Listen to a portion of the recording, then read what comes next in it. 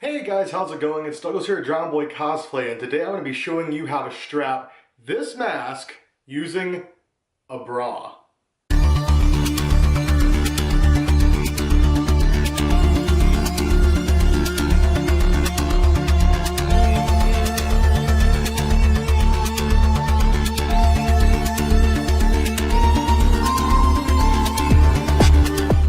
Hey guys, so today's video is going to be addressing an issue that I had with the new Trick or Treat Studios female nameless ghoul mask.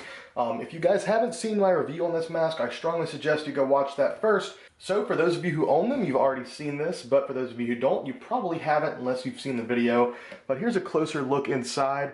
The way that they strapped these masks is that at 4 different points, there are some magnets, and then there's a piece of elastic which have a magnet attached to each end of it, and also very similar ports on the back side of the hair, as I'll show you here.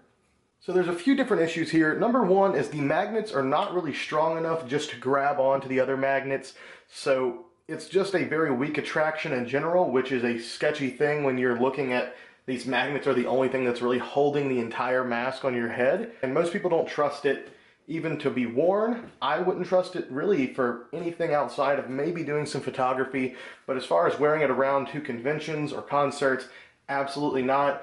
This is a very expensive mask to be trying to replace, and it would be almost impossible to repair if something got broken, so you want to go ahead and make sure that you're going to take care of your mask properly, and if this is a piece that you plan to wear to concerts or to conventions, or anywhere you want to go, you want to make sure that you have it properly strapped so you don't have to worry about your mask just falling apart. So we're going to see if we can't tackle a few of those issues and see if we can fix that with a restrapping. So before we go any further, you're going to need a few things. I recommend picking up these all-purpose elastic straps because this is what we're going to use to actually attach the mask to your head. You can pick these up at Walmart and they come 2 to a pack, so if you're getting a male and female ghoul, it'll be perfect. You'll have one strap for each. Grab some 1-inch non-roll elastic, some bra slider buckles. I'll put the link to these in the description below. I picked up these chrome ones only because I think they'll look better with the mask itself. A needle and thread, a fabric ruler, a pair of scissors, E6000 adhesive, some painter's tape, and of course, a female nameless ghoul. So after getting this mask, I've been thinking for a few days of different ways in which I can strap it, and there's a lot of different ways I could do this, but I think this is possibly the most effective, and also what a nice way to bring more feminine touch to it. So I have the idea of taking one of these bra buckles and essentially looping a piece of elastic through it, sewing it together, and then taking another piece of elastic and simply sewing a loop together so that you can put one piece of elastic on the back side of the mask and one piece on the front on either side, and you should be able to put the mask on and then simply reach up inside of it and slide this into place, and then you've got a very, very strong bond. Even with head banging, I don't see your mask coming off with this at all. So after making the prototypes of these, I'm going to go ahead and show you guys how I made them and how you can make your own. However, the first thing we're going to do is actually focus on strapping this mask itself. I think one of the most important things you could do is go ahead and get a strap set up in this mask so that you can wear it, and even if somehow the back piece does come off, the front will still stay attached to your face and you don't have to worry about it going anywhere.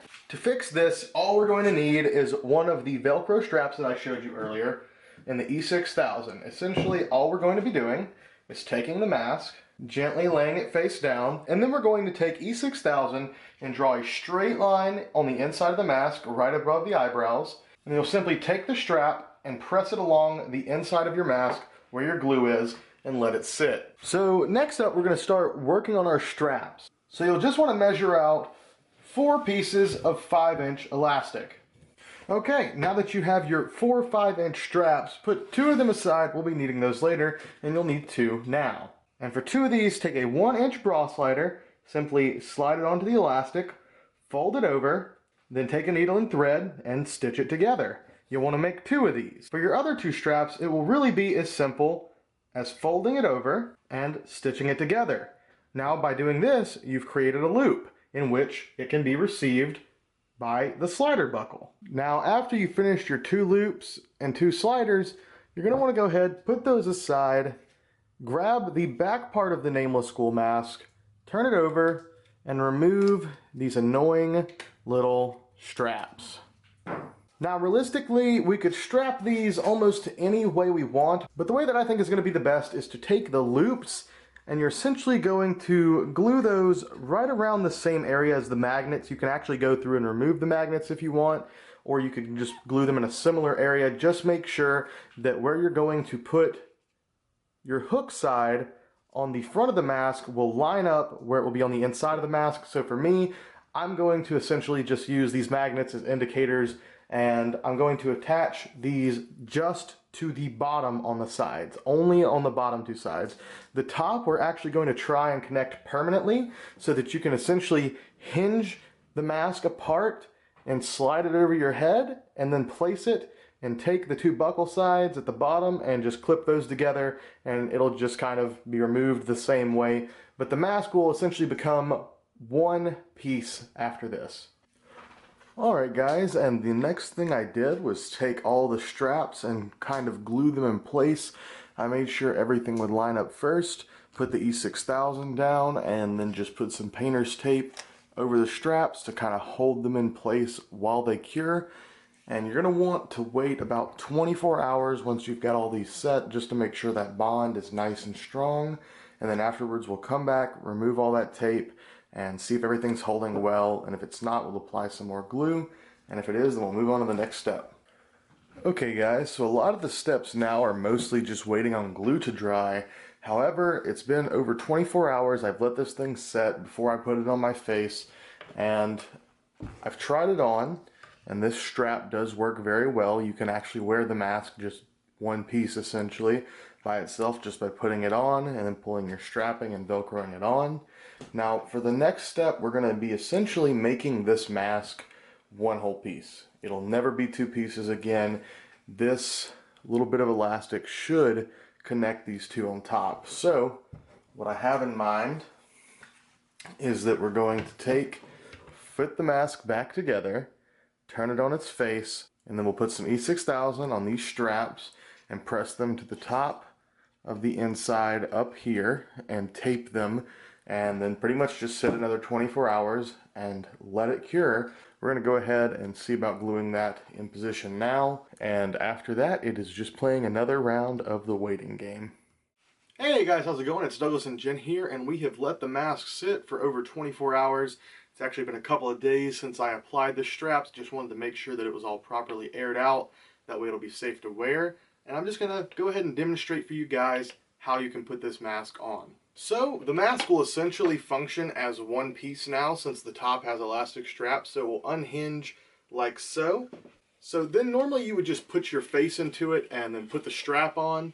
And at that point the mask is pretty much ready to wear. You can shake it around, whatever. The back is not buckled, so it will shake around, but the mask itself should be pretty well anchored to your face. So for doing the bottom straps, the easiest way to do it would just to have someone help you. Of course, if you're lucky enough to have a handler for a convention, or if you're just hanging out with a partner, you should have them around, and they should be able to help you get this strapped in, no problem. But if you're by yourself, you can do it. It's just a little bit harder to do, and there you go. So Jen, just go ahead and give us a 360. As you guys can see, there are still some gaps there, as there are on the real masks, but she can wear it just fine, and you can walk around with this thing and have absolutely no fear of it just falling apart and crashing into pieces. Well guys, hope you enjoyed the video, and if you can successfully strap your ghoul masks, if you want to, you can tag me on Instagram at DrownBoyCosplay. Show me your work, and hope you guys find this useful. Love you all. See you next time. Bye-bye.